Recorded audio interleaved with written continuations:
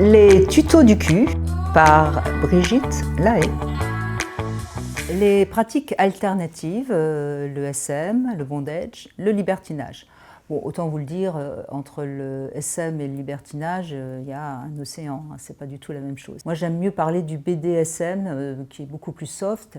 Et ça peut être génial parce que c'est quoi? C'est s'amuser à se bander les yeux, s'amuser à éventuellement une petite paire de menottes, avec pourquoi pas même une cravate ou une ceinture, hein. Vous vous attachez les deux poignets et déjà vous avez un peu l'impression qu'il se passe autre chose.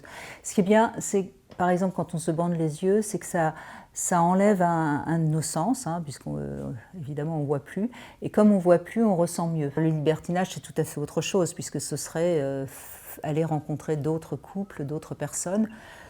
Moi, j'ai tendance à penser qu'il vaut peut-être mieux d'abord jouer le libertinage. Ça veut dire, par exemple, vous pouvez vous amuser à avoir un sextoy et puis vous l'appelez Tom, et puis vous êtes avec votre compagnon, et puis il y a Tom qui est là aussi, et vous pouvez déjà voir comment ça vous apporte comme fantaisie dans votre couple.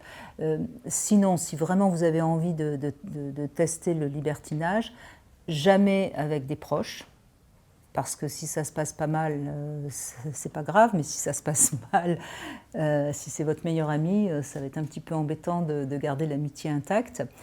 Plutôt la première fois en club, parce qu'en club, vous serez peut-être conseillé par la personne qui dirige le club, alors qu'une soirée privée, c'est parfois un petit peu plus chaud.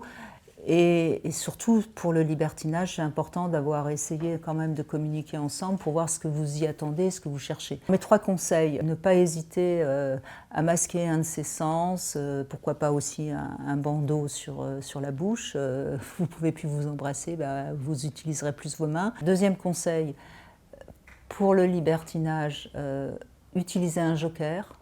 Si jamais vous allez à une soirée libertine, il y a un mot que vous avez inventé, n'importe lequel, hein, pourquoi pas le nom de votre chien ou de votre chat. Et si ce nom est prononcé, on arrête tout. Et comme ça, on est sûr de ne pas aller plus loin qu'on ne voudrait. Et puis mon troisième conseil, faites la liste de 5 fantasmes, chacun de votre côté. Et puis voyez dans ces 5 fantasmes lequel serait commun et qui serait peut-être à ce moment-là le chemin à prendre. Mesdames,